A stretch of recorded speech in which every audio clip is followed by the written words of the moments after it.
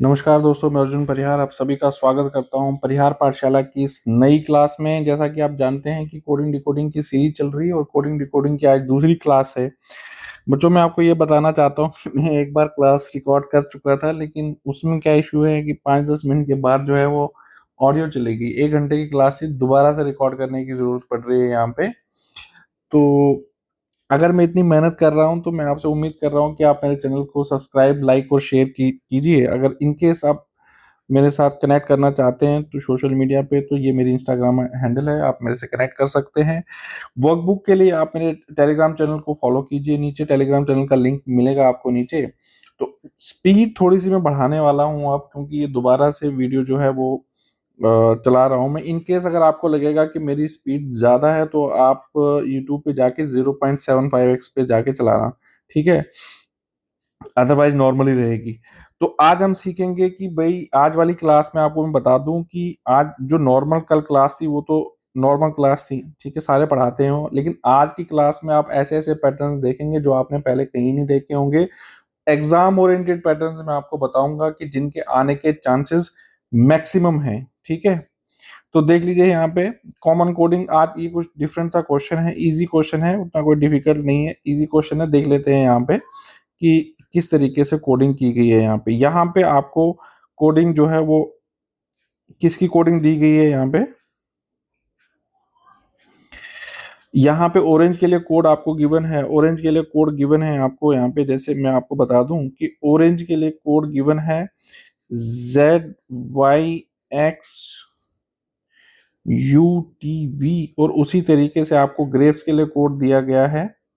Grapes के लिए code given है TYXRVL। तो अगर आप यहाँ पे देखेंगे तो यहाँ पे आपको दिखेगा कि सिमिलर सिमिलर। देखो, आपको पता कैसे चलेगा कि इसमें कॉमन कोडिंग हुई है? कॉमन कोडिंग मतलब डायरेक्टली आपको आंसर उठाना है, यहाँ पे आपको कुछ नहीं करना है। तो आपको पता कैसे चलेगा कि कुछ वर्ड जो पहले पहले और दूसरे वाले में कॉमन होंगे उनके लिए सेम लेटर इस्तेमाल किया गया है। जैसे यहाँ पे जी के लिए टी इस्तेमाल किया गया है, यहाँ पे भी जी के लिए टी इस्तेमाल किया गया है। उसी तरीके से यहाँ पे ई के लिए वी और यहाँ पे भी ई के लिए वी इस्तेमाल किया गया है। तो ये एक पहचानने का तरीका है कि हाँ, ये कॉमन कोडिंग है। तो उसी बेसिस पे आप क्या करेंगे, यहाँ पे एप्पल के लिए कोड लिखेंगे। किसके लिए कोड लिखेंगे? एप्पल के लिए। और आपको करना कुछ नहीं, यहाँ पे आपको डायरेक्टली ए का कोड देखना है। तो ए का कोड कितना है? एक्स। और पी का कोड कितना है? पी का कोड यहाँ पे देख लीजिए, पी का कोड यहाँ पे आर है, तो ये आर है। एल का कोड यहाँ पे क्या है? एस है, एल का कोड एस आएगा। और ई का कोड कोड जो है वो क्या है? वी है। तो ये आपका आंसर आ जाएगा, ठीक है? तो नेक्स्ट देख लेते हैं यहाँ पे। नेक्स्ट नेक्स्ट किस प्रकार से दिया आपको? काइट के लिए यहाँ पे कोड इस्तेमाल किया गया है। काइट के लिए कोड इस्तेमाल किया गया है। अगर आप देखेंगे यहाँ पे UVWX। और दूसरा आपके लिए दिया है नेक्स्ट। नेक्स्ट के लिए कोड इस्तेमाल किया गया है ZXYW।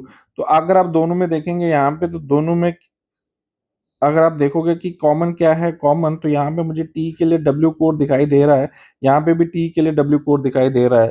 तो इससे आपको पता लग गया कि इसमें कॉमन कोडिंग का इस्तेमाल किया गया है। तो आप टेंट के लिए कोड लिख लीजिए, डायरेक्टली टेंट के लिए कोड लिख लीजिए। तो टी के लिए डब्ल्यू का इस्तेमाल, यहाँ डब्ल्यू का इस्तेमाल। तो मैं इतना सा ही ऑप्शन में देख के डायरेक्टली आंसर लिख लूंगा।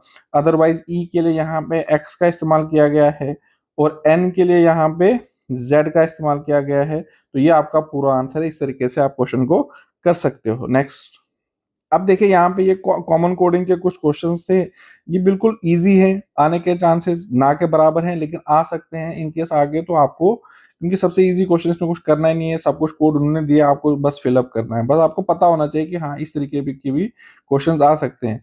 कुछ इलॉजिकल कोडिंग है जहाँ पे कोई लॉजिक नहीं लगता है, ठीक है? तो यहाँ पे देख लीजिए जरा, यहाँ पे ये जंबलिंग, वर्ड्स की भी जंबलिंग कर रखी है। लॉजिक लॉजिक तो दूर की बात है, वर्ड्स की भी जंबलिंग कर रखी है। लेकिन अगर आप थोड़ा ध्यान से देखेंगे तो ये कोड आपको लगेगा कि यहाँ पे ईस्ट लिखा है, यहाँ की तरफ राइट से लेफ्ट की ओर इसने क्या लिखा है? ईस्ट। और यहाँ पे इसका कोड है वेस्ट, राइट से लेफ्ट। मतलब ईस्ट का अपोजिट क्या है? वेस्ट। उसी तरीके से अगर आप यहाँ देखेंगे तो यहाँ लिखा है नॉर्थ। क्या लिखा है? नॉर्थ। तो नॉर्थ का अपोजिट क्या आ जाएगा? वेस्ट। वेस्ट। अच्छा, उल्टा लिख दिया मैंने यहाँ पे, सॉरी। ये यहाँ से यहाँ की तरफ क्या है? नॉर्थ है यहाँ पे। ये नॉर्थ का कोड है इधर की तरफ, तो आपको इधर की तरफ वेस्ट लिखना है, वेस्ट, तो लेकिन लिखोगे ऐसे, कोड आएगा ऐसे, तो कोड जो है वो इस तरीके से आएगा, वेस्ट, ठीक है। उसी तरीके से यहाँ अगर आप देखेंगे, यहाँ पे ये है अर्ली, क्या है, अर्ली, और यहाँ पे अगर आप देखेंगे तो ये इसका अपोजिट लिखा गया है, लेट, ठीक है, लेट। यहाँ पे कोल्ड है, कोल्ड, और कोल्ड का अपोजिट क्या आ जाएगा, हॉट, क्या अपोजिट आ जाएगा, हॉट, यहाँ पे आ जाएगा HOT, तो इस तरीके से हॉट आ जाएगा आंसर। तो कभी इस प्रकार के भी क्वेश्चन आ जाते हैं पेपर में, आपको बस ये देखना है, आपको डिफरेंट डिफरेंट पैटर्न्स एक दो बार प्रैक्टिस करने हैं, तो आपको वो कॉन्फिडेंस आएगा, आराम से आप क्वेश्चन को आराम से कर सकते हो। ये फिर से एक लॉजिकल क्वेश्चन है, कोई लॉजिक नहीं है यहाँ पे। आप देखोगे कि SMTW, अगर आप नंबरिंग भी करोगे 19, इन केस अगर आप नंबरिंग करोगे 19, 13, 20, क्या बोलते हैं 23, ये F का 6, S का 19, कोई कोड यहाँ पे कोई पैटर्न आपको दिखाई नहीं देगा, इसका मतलब कुछ और इलॉजिकल चीज इन्होंने लगाई है। अगर आप देखोगे यहाँ पे, तो इन्होंने क्या किया है यहाँ पे, तो एक बार ऐसे क्वेश्चंस करना बहुत जरूरी है। ये S फॉर संडे है, M फॉर मंडे है, M फॉर मंडे है, T फॉर ट्यूसडे है, W फॉर वेटनेसडे है, ये F फॉर फ्राइडे है, और S फॉर सैटरडे है। इसका मतलब कौन सा दिन मिसिंग हो गया, थर्सडे, तो TH की जगह क्या आ जाएगा यहाँ पे, थर्सडे, क्या जाएगा यहाँ पे, थर्सडे। तो इस तरीके से क्वेश्चन कर सकते हो आप, ठीक है। तो नेक्स्ट देख लीजिए, यहाँ पे नेक्स्ट क्वेश्चन देख लेते हैं।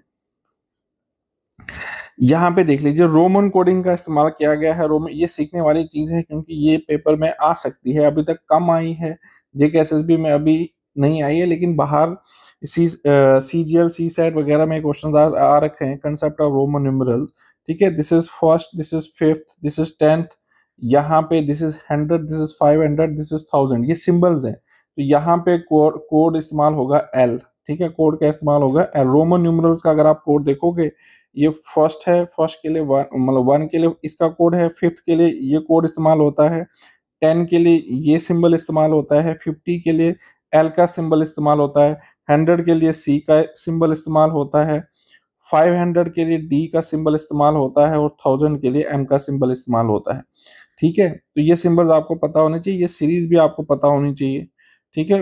अब कॉम्बिनेशन रूल्स देखिए जरा, कि नंबर लिखते कैसे हैं। जैसे ये मैंने 2 लिखा, या मैंने रोमन में 3 लिखा, या रोमन में 4 लिखा, ये लिखते कैसे हैं, या जैसे 5 लिखा फिर 6 लिखा, ये लिखते कैसे हैं।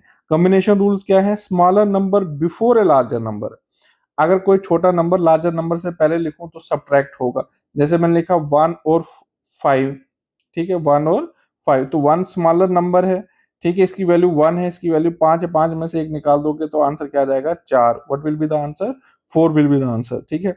अगर smaller number after larger number रखोगे, स्मॉलर नंबर लार्जर नंबर के बाद लिखोगे, तो क्या होगा, एडिशन होगा, एडिशन। जैसे ये 5 है, ये 1 है, तो ऐड करके क्या आ जाएगा, 6। उसी तरीके से इस केस में जैसे 1x जो होता है वो 9 होता है, और इस केस में 1x जो x1 जो होता है वो 11 होता है। तो ये कॉम्बिनेशन रूल्स आप थोड़ा सा सीख सकते हो, ठीक है। टॉपिक हमारा ये नहीं है, जस्ट मैं बता रहा था आपको कि रोमन न्यूमरल्स की सीरीज भी कभी कभी पेपर में पूछी जा सकती है।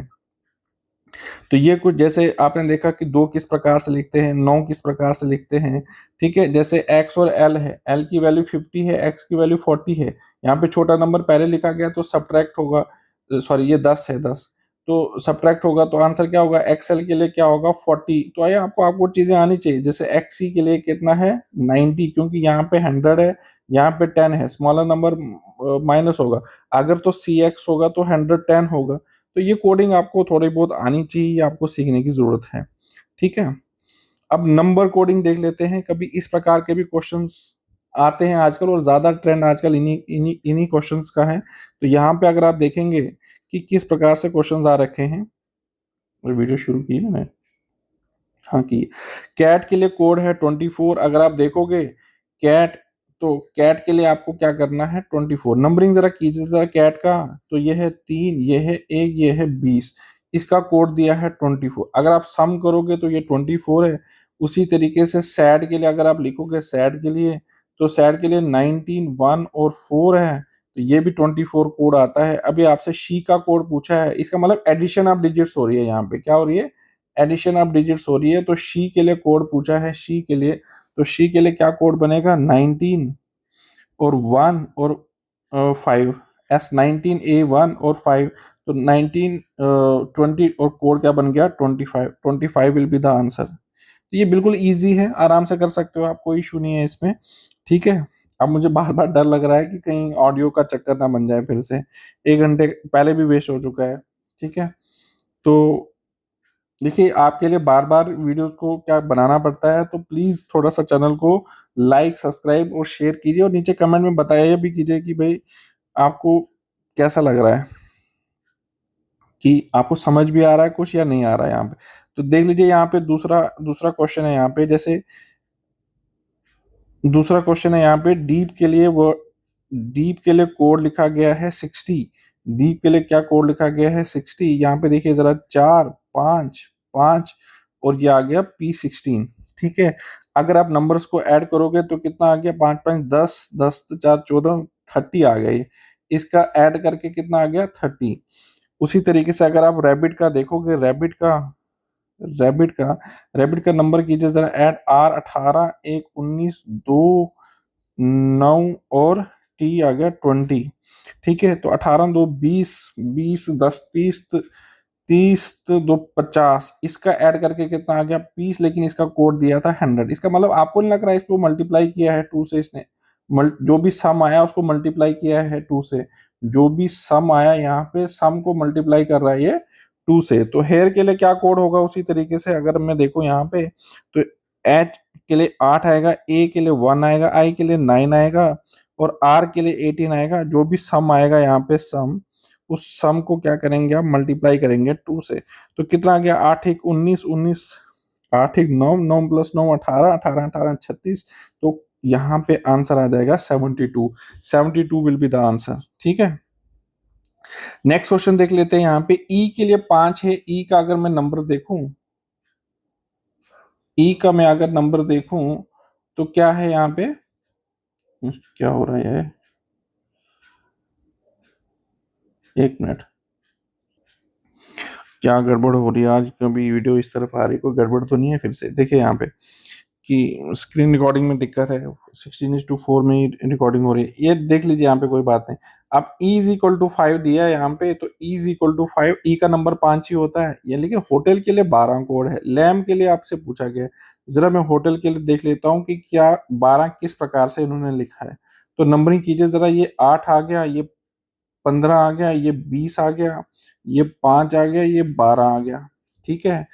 तो ऐसा तो नहीं है, नहीं 12 तो नहीं आएगा। देखिए यहाँ पे, तो जरा इनका सम कीजिए, जरा इनका सम कीजिए, तो कितना आ गया यहाँ पे 15, ये आ गया 20, 15 प्लस 5 20, 20 और 20 40, 40 और 12 42, 42 और 8 60। कितना आ गया था यहाँ पे, सम आ गया था 60, सम 60 आ गया था, लेकिन इन्होंने लिखा है 12। क्या डिविजिबल है 12, 60 डिविजिबल है 12 से, बिल्कुल डिविजिबल है। नंबर ऑफ लेटर्स देख लीजिए जरा, यहाँ पे नंबर ऑफ लेटर्स कितने हैं 5। अगर 60 को मैं 5 से डिवाइड करूं तो 12 आता है, बिल्कुल आता है। क्या यहाँ पे ऐसा लॉजिक इस्तेमाल किया गया है, ई का नंबर है 5, नंबर ऑफ लेटर से डिवाइड करूं तो क्या 5 ही आएगा, बिल्कुल यही आएगा। तो आप यहाँ पे देख लीजिए जरा, लैम के लिए ये कंसेप्ट लगेगा या नहीं लगेगा, ऑप्शन देख के पता चलेगा आपको। यहाँ पे सम कीजिए जरा, एल का 12 आ गया, ए के लिए कितना आ गया, ए के लिए 1 आ गया, एम के लिए 13 आ गया, बी के लिए 2 आ गया। तो जरा ऐड कीजिए, 12 प्लस 13, 13 प्लस 13 कितना हो गया 26, 2 28, 28 को नंबर ऑफ लेटर से डिवाइड कीजिए, कितने नंबर ऑफ लेटर्स हैं 4, तो answer should be 7। 7 will be the answer. ठीक है, 7 शुड बी द आंसर यहाँ पे। तो नेक्स्ट क्वेश्चन देख लेते हैं यहाँ पे कि कैसे इस्तेमाल किया गया है यहाँ पे। अब जरा इसमें देखिए, नया कंसेप्ट है यहाँ पे कि काइट्स के लिए यहाँ पे लिखा गया है कोड 2। अब यहाँ सम तो नहीं होगा, ठीक है ना, सारा सारा यहाँ पोजीशन लिखने से कुछ नहीं है, क्योंकि ये तो बहुत बड़ी वैल्यू आ जाएगी, लिखा आगे 2 है। उसी तरीके से मंडे के लिए लिखा है 2, एयर के लिए भी 2 लिखा है, कुछ और कंसेप्ट है। तो यहाँ पे आप कंसेप्ट लगाएंगे जरा वॉवल्स का और कॉन्सोनेंट्स का, जरा ये कंसेप्ट लगाइए जरा यहाँ पे कि ऐसा कंसेप्ट यहाँ पे लगा है या नहीं लगा है। जरा काइट्स में नंबर ऑफ वॉवल्स देख लीजिए, बिल्कुल ये आई है और ये ई है। नंबर ऑफ वॉवल्स कितने हैं 2, नंबर ऑफ वॉवल्स कितने हैं 2, तो नंबर ऑफ वॉवल्स 2। क्या मंडे में भी ऐसा है, क्या मंडे में भी ऐसा है, मंडे में नंबर ऑफ वॉवल्स देख लीजिए जरा, मंडे में नंबर ऑफ वॉवल्स देख लीजिए। तो नंबर ऑफ वॉवल्स, ये ओ आ गया, ये यू आ गया, ये डी है, सॉरी ये डी है, ये नहीं आएगा, ये ए आ गया यहाँ पे, ये डी है, दिस इज मंडे, मंडे। तो नंबर ऑफ वॉवल यहाँ पे ओ और ए आ गया, तो यहाँ पे भी दो आएगा, ठीक है। उसी तरीके से एयर में भी,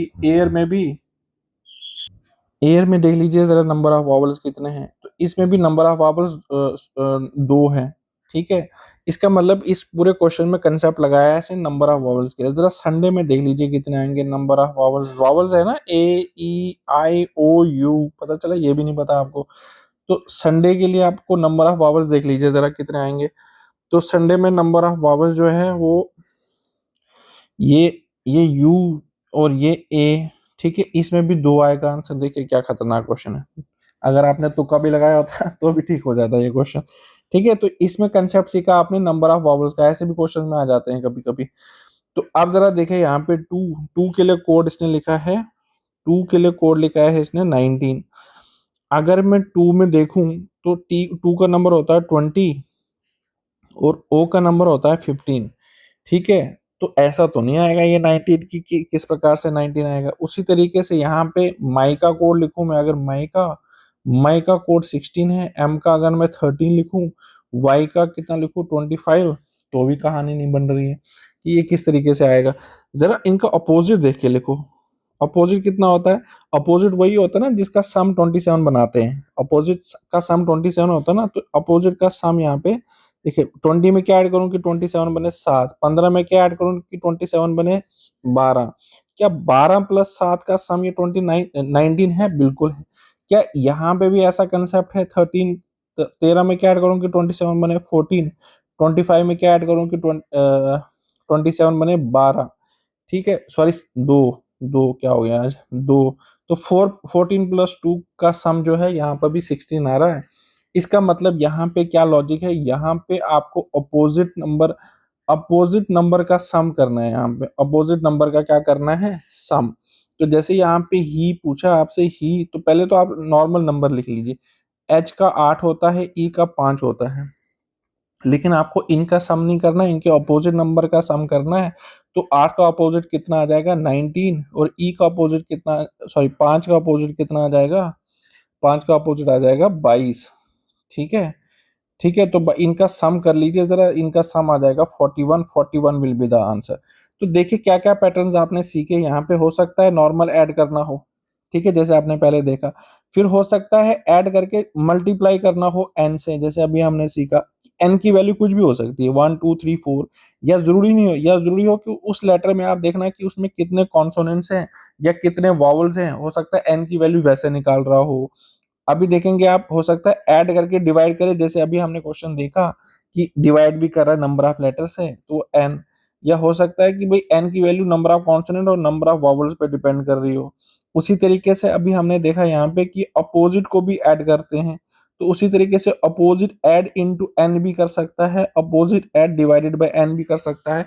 इन सारे क्वेश्चंस की ये जो पैटर्न है, इन सारे पैटर्न्स की आपको वर्कबुक मिल जाएगी मेरे टेलीग्राम चैनल पे, और टेलीग्राम का चैनल जो है वो, उसका लिंक आपको नीचे मिल जाएगा, ठीक है। तो ये आपके लिए होमवर्क है, इन्हीं पैटर्न्स में से एक क्वेश्चन ये भी है, इसके लिए ये आपको होमवर्क है, और ये होमवर्क आपको बताना, ये क्वेश्चन आपको कमेंट सेक्शन में बताना है कि आपसे क्वेश्चन हो रहा है या नहीं हो रहा है, ठीक है। तो फिर मैं इसका सोल्यूशन नेक्स्ट क्लास में बताऊंगा, ठीक है। जो अगर आप बोलोगे तो ही बोलूंगा मैं, ऐसे नहीं बोलूंगा मैं। अब देखिए यहाँ पे नेक्स्ट क्लास जो है, नेक्स्ट क्वेश्चन जो है वो दैट इज एक्ने, और एक्ने के लिए क्या कोड इस्तेमाल किया गया है यहाँ पे, ठीक है, ACNE, एक्ने के लिए कोड इस्तेमाल किया है 3 7 29 और 11। जरा इनकी पोजीशन लिख लीजिए, जरा इनकी पोजीशन लिख लीजिए, यहाँ पे ए का पोजीशन 1 है, सी का 3 है, एन का 14 है, और ई का 5 है। जरा देखिए ये एक को 3 कैसे बना सकते हैं, ये तीन को 7 कैसे बना सकते हैं, 14 को 29 कैसे बना सकते हैं, 5 को 11 कैसे बना सकते हैं। आपको लगता है ये इंटू 2+1 है, इंटू 2+1 है, बिल्कुल इंटू 2+1 है हर जगह, 1 इंटू 2 2+1, 3 इंटू 2+1, 14 इंटू 2+1, इस तरीके से। तो वही कंसेप्ट आप जरा बोल्ट में भी लगाइए जरा, तो ये 2 है, ये क्या है 15 है, ये आपको L12 है, T20 है। तो इंटू 2+1 कीजिए जरा, 2 दूनी 4 प्लस 1 4 प्लस 1 5 हो गया, और उसी तरीके से 15 दूनी 30, 30 प्लस 1 31 हो गया, 12 दूनी 24 25 हो गया, 20 दूनी 40 और 1 41 हो गया। ये आपका कोड बन गया। ठीक है, तो इस तरीके से आप क्वेश्चन को कर सकते थे। तो ये सारे पैटर्न देखो, कोडिंग डिकोडिंग में आपको पैटर्न, और जो सीरीज आप नंबर सीरीज देखेंगे उसमें भी आपको पैटर्न्स आपको देखने पड़ेंगे। मैं आपको कल की क्लास में बता चुका हूँ कि जितने आप पैटर्न्स आपकी आंखों के सामने से निकलेंगे उतना आपके लिए वहां सोचना इजी हो जाएगा, क्योंकि आप वहां बहुत ही कम चांसेस हैं कि वहां जाके आप कोई नया पैटर्न जो है वो सीख पाएंगे। यहाँ पे तो देखिए, यहाँ पे अब नया क्वेश्चन देख लीजिए, ये पैटर्न्स को फॉलो करना है, बस सिर्फ क्वेश्चन नहीं करने हैं। आप देखो इसमें क्या क्या पैटर्न्स इस्तेमाल किए गए हैं। ऐसा नहीं है मैं सारे क्वेश्चन में अलग अलग पैटर्न्स का इस्तेमाल कर रहा हूँ, ताकि आपको सारे पैटर्न्स आपको एक बार समझ में आ जाए कि हाँ इस प्रकार से भी क्वेश्चन आ सकते हैं। जैसे यहाँ पे वर्क के लिए कोड है 4, 12, 9 और 16। इनकी रेस्पेक्टिव पोजिशन जरा लिख लीजिए, 23, 15 और यार 18 और K11। ठीक है, अगर आप देखेंगे यहाँ पे सम इनका कितना बन रहा है 27, सम इनका कितना बन रहा है 27। तो अपोजिट अपोजिट लिखा है यहाँ पे। ठीक है, जो भी अपोजिट है उसकी पोजीशन लिखी है, उसी तरीके से आपको डन का कोड लिखना है। तो पहले देख लीजिए जरा, 4, 15, 14 और 5। ठीक है, तो यहाँ पे कितना आ जाएगा 23। 4 में क्या ऐड करूंगी 27 बने 23, 15 में क्या ऐड करूंगी 27 बने 12, इसमें 13, इसमें 22। तो this will be your answer. ठीक है, तो इस तरीके को क्वेश्चन को कर सकते हो। देखिए, अगर आपको लग रहा है कि मैं तेज पढ़ा रहा हूं तो कृपया वीडियो को 0.75x पे देख लीजिए। अगर आपको लग रहा है मैं स्लो पढ़ा रहा हूं तो कृपया वीडियो को 1.25x या 1.5x as per your convenience आप देख सकते हो। ठीक है, अब यहाँ पे नेक्स्ट नेक्स्ट जो है वो क्वेश्चन है कि आप बताइए कि अगर वर्क के लिए कोड है 5692, तो आपको ये कैसे करना है। ठीक है, वर्क के लिए क्या कोड है 5692। तो आप देखें यहाँ पे लव के लिए क्या कोड आएगा, लव के लिए क्या कोड आएगा, जरा नंबरिंग कीजिए आप, 2, 3, 1, 5, 1, 8 और 111। ये बिल्कुल सिंपल सा है। आप यहाँ पे जो भी रेस्पेक्टिव पोजीशन है उनका सम कर लिया उन्होंने, उनका क्या कर लिया सम कर लिया इन्होंने। 1 लेटर्स का सम, 2 + 3 5, 1 + 5 6, 1 + 8 9, 1 + 1 2, इस तरीके से किया गया है यहाँ पे। तो ये सारे पैटर्न्स आपको एक बार सीखने हैं। 12, 15, V22 और E5 रेस्पेक्टिव पोजीशन का सम कीजिए जरा। यहाँ पे 3 आ जाएगा, यहाँ पे 6, यहाँ पे 4, यहाँ पे 5 का 5 ही रहेगा। तो this will be your answer. ठीक है, तो इस तरीके से आप क्वेश्चन को कर सकते हो। नेक्स्ट देखिए, यहाँ पे अब थोड़ा सा डिफरेंट है, इसी क्वेश्चन को थोड़ा सा इन्होंने इधर का उधर किया है। आपको देखना है यहाँ पे कि KDJQ के लिए कोड लिखा गया है 8142। जरा नंबरिंग कीजिए इनका, 1 D का 4, J का 10 और Q का कितना होता है 17। अगर आप यहाँ पे देखोगे देखोगे यहाँ पे, तो इन्होंने क्या किया है, यहाँ पे सेम कंसेप्ट का इस्तेमाल किया है लेटर्स का। अब 1 + 7 कितना होता है 8, 1 + 1 कितना होता है 2, क्रॉस का इस्तेमाल किया गया है यहाँ पे। ठीक है, फिर 4 का 4 ही रहेगा, 1 + 0 जो है वो 1 आएगा। ठीक है, तो इस तरीके से कोडिंग की गई है यहाँ पे। अब उसी तरीके से आप बताइए यहाँ पे ये PRMT का कोड क्या आ जाएगा। ये 16 है, ये R18 है, M13 है, T20 है। अगर मैं पेपर में देख रहा हूं तो मैं सारा क्वेश्चन सॉल्व करके नहीं करूंगा, मैं बस आपको पहला लेटर चाहिए तो इस 2 + 0 का सम कर लीजिए। 2 देख लीजिए कोड में 2 कौन सा है, ऑप्शन में 2 कौन सा, और क्वेश्चन कर लीजिए। ठीक है, सारा नहीं करना है, सारा नहीं करना है। यहाँ पे ये आ गया 7। ठीक है, तो अगर आपको एक से नहीं पता चला तो ऐसे करके कर लो। यहाँ पे 4 आ जाएगा और 1 + 8 9 आ जाएगा। तो ये 2497 विल बी द कोड। ठीक है, इस तरीके से क्वेश्चन को करना है। ठीक है, तो ऑप्शंस आपको देखो, ऑप्शंस देख के आपको करना है कि आपको कितने स्टेप करने की जरूरत है। सारे स्टेप करने की कोई जरूरत नहीं होती है, आपको आंसर चाहिए, आपको स्टेप के आंसर नहीं मिल रहे हैं। ठीक है, अब नेक्स्ट कोड है यहाँ पे कि रिक्वेस्ट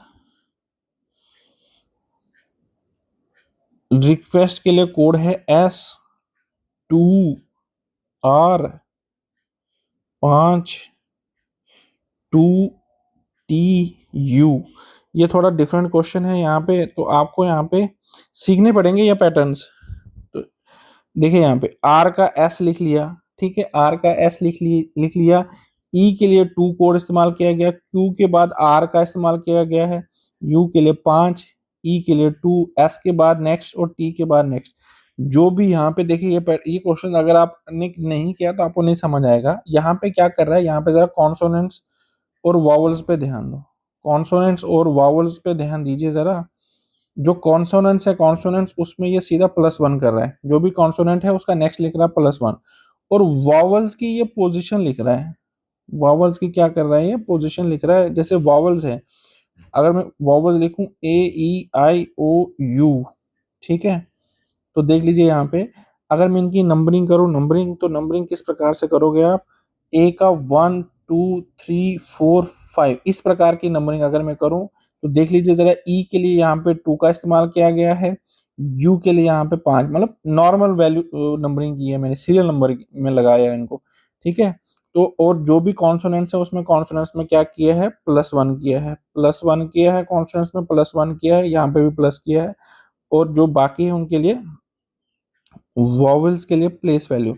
तो ई के लिए प्लेस वैल्यू क्या है, 1 ही, यहाँ पे सी के बाद क्या आ जाएगा, डी। आई के लिए प्लेस वैल्यू देख लीजिए, यहाँ पे 3 आएगा, और डी के बाद क्या आ जाएगा, ई। This will be your answer, ठीक है, this will be your answer. Next देख लीजिए जरा यहाँ पे कि मैनेजर के लिए क्या कोड है। यहाँ पे देख लीजिए,